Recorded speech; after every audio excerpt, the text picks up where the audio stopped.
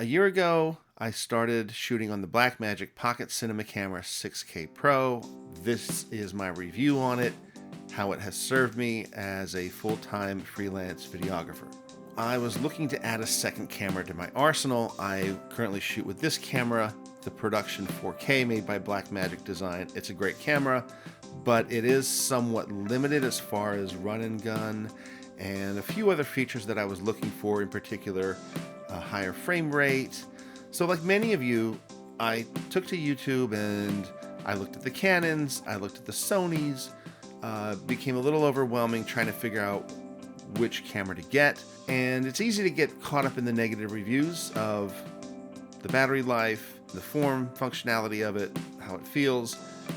So I decided to go with it because I already had another Blackmagic camera that I was going to be using. I like the color science, so why not have the same color functions in them? It has a nice grip to it. I like a camera with a little bit of weight to it. I feel like it helps me to stabilize things a little bit better. Built-in NDs has been a lifesaver for me. I have different ND filters for my different lenses, and it got to the point where I had a separate case just to hold my ND filters and labeling them. So it's nice just to have the 3 stops built into the camera. This camera also has the focus peaking. The false color guide is another feature on this camera that I absolutely love. When you activate it, it will give you a readout of what is in the shadows, what's in the highlights. Purple would indicate that your shadows are losing information. Red would mean that your highlights are blown out. So going into yellow would be a healthy highlight. Going into blue would be a healthy shadow where you can retain information. It helps you get a great image if you use that false color guide. It's a 5-inch screen, so you don't need an external monitor with it. So if I'm up high, I can tilt the screen. Down low, I can tilt it the other way. Everything is accessible right on screen. You have your image on, and the display will show you your ISO, your shutter speed, your f-stop, your white balance. You touch any of those numbers, and that's where you can make the changes on screen. You don't have to go into a menu and then to a sub menu. It does have an on-screen menu where you can go in and change things, but as far as what you need to shoot with, everything is right there on screen.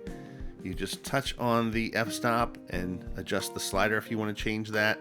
There are 3 function buttons that you can program at the top.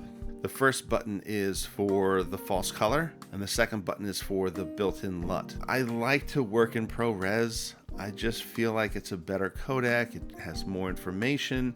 There's definitely more color information in that codec. The 6K will do BRAW, and it's one file. It's not the DNG still image files, so it's accessible, it's workable. The Blackmagic Pocket Cinema Camera 6K Pro also has 2 mini XLR inputs on the camera itself, along with a stereo mini jack. The conception of this camera is that it's not very run and gun friendly, and I disagree with that based on my 1-year experience with it.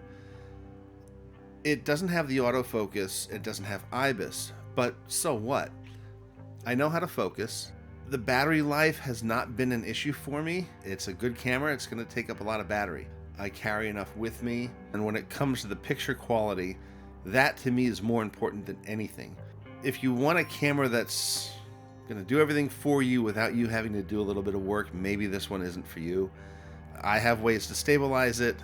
If you know how to properly expose and you know how to focus, you're going to get a great image from this camera. Thank you again for watching. If you've made it this far, it means a lot to me. Hit that like, hit that subscribe. Let me know what your thoughts are on these cameras if you have one. And thanks for tuning in. Take care.